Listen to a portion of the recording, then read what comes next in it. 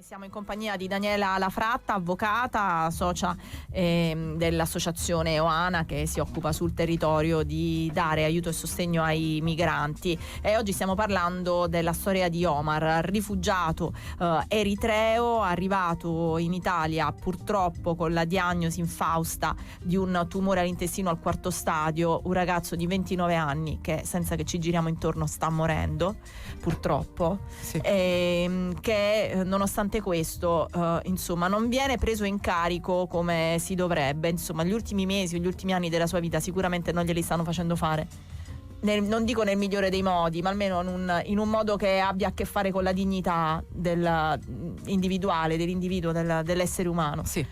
Quali sono, dicevamo, i problemi principali che riscontrate, insomma, rispetto a come dovrebbe essere preso in carico Omar?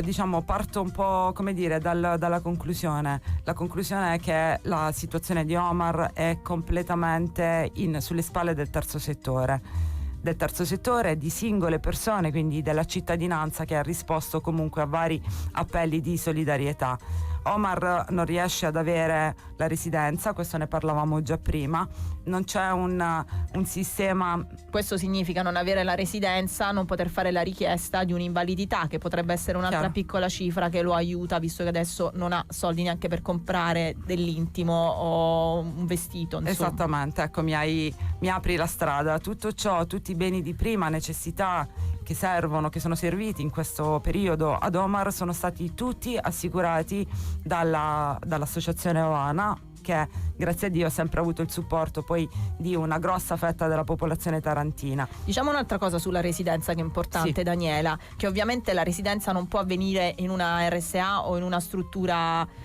di questo tipo, quindi lui vive qui, non può farla qui la residenza, dovrebbe farla, come spesso accade, seguendo l'iter delle residenze per senza tetto, senza fissa dimora. Esattamente, sul registro sì, dei senza fissa dimora, ma anche questo si è rivelato essere un problema grandissimo. Basti anche qui pensare che purtroppo i servizi sociali non sono in grado di fornirci mediatori linguistici, quindi anche il colloquio per assicurare la residenza, per avviare questo procedimento, si è dimostrato poi sin da subito gravemente compromesso dall'assenza dei mediatori al Comune di Taranto, mediazione linguistica che poi è stata possibile solo grazie ai nostri mediatori e quindi ad altri volontari, sempre terzo settore, che si sostituisce alle istituzioni. E proprio in questo discorso vale la pena dire che questo problema è stato anche, lo abbiamo riscontrato con la ASL.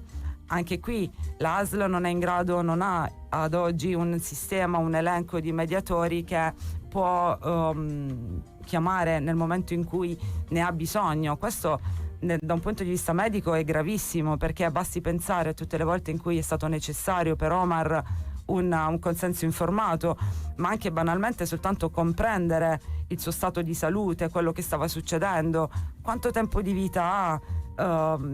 Ogni volta che Omar ha avuto bisogno di capire o di chiedere da un punto di vista medico, è sempre stato grazie all'associazione Oana e ai nostri volontari, quindi i nostri mediatori, che è stato possibile fornire lui ciò che è per diritto fondamentale gli spetta, quindi mediazione linguistica, consenso informato, ripeto, che è stato possibile solo grazie all'intervento del terzo settore. È ovvio che non si può pensare, nonostante Taranto sia terra di sbarchi, al momento l'hotspot non ha al suo interno migranti, però nonostante sia terra di sbarchi, non si può pensare che magari ci siano 10 persone delegate solo a questo, 10 mediatori assunti a tempo indeterminato con la ASL, perché sappiamo quali sono i problemi della sanità, Certo. Però magari avere un elenco di persone a cui rivolgersi, pagandole, nel nostro gergo giornalistico si dice a pezzo, ma noi vorremmo dire come collaboratori, no? Per un servizio offerto, quello potrebbe essere un'idea che lanciamo. Assolutamente sì, anche perché per come vedo io le cose non è qualcosa di impossibile, cioè ad esempio la questura o l'ufficio immigrazione ha già dei mediatori ovviamente assunti dalle varie società, per cui basterebbe anche soltanto fare un elenco, avere un elenco a disposizione di persone per ogni tipo di lingua e all'occorrenza poterli chiamare e fornire la mediazione linguistica. Ma questo vale per Omar, ma vale per chiunque. io sfido chiunque a prendere un certificato di pronto soccorso di una persona non italiana che si rivolge al pronto soccorso di Taranto. Il più delle volte leggerete che non è possibile l'anamnesi per barriera linguistica. Viene proprio riportata questa dicitura, barriera linguistica. Incredibile, guarda, davvero. Incredibile, perché vengono violati assolutamente diritti fondamentali, quali anche costituzionalmente garantiti, quali il diritto alla salute, e poi a conoscere e a decidere di quali cure accettare, se accettarle, comunque insomma essere coscienti del proprio stato di salute e di quello che sta per succedere o che potrebbe succedere. Voi adesso state cercando di far inserire Omar in un SAI, che Sì. sono gli ex SPRAR, un centro proprio per rifugiati politici.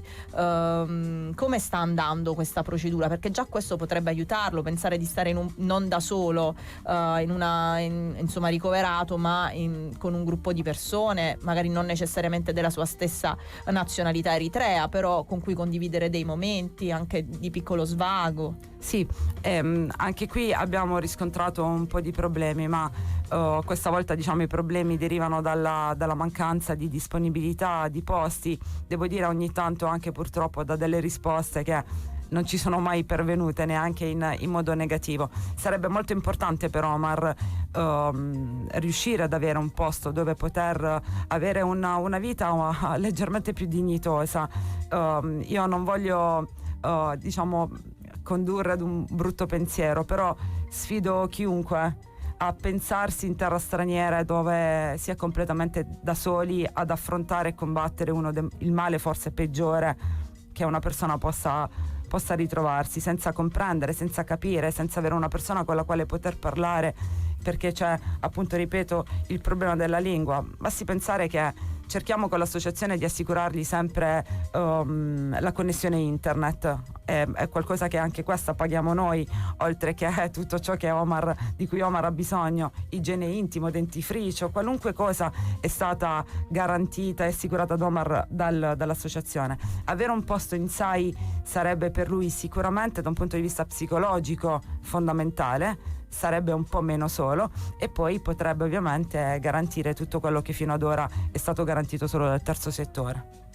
Omar, tu questa trasmissione non puoi ascoltarla, anche se sei a uno schioppo da noi. Sì. Non puoi capire quello che stiamo dicendo, però noi quello che vogliamo dirti è che ti mandiamo un abbraccio grandissimo, e come te ci sono tante persone purtroppo che sono invisibili nel nostro paese, che non avendo alcuno a cui appoggiarsi magari muoiono completamente da sole. Questa cosa è terribile, Sì. quindi io direi di chiudere qui. Grazie. A Daniela. Grazie.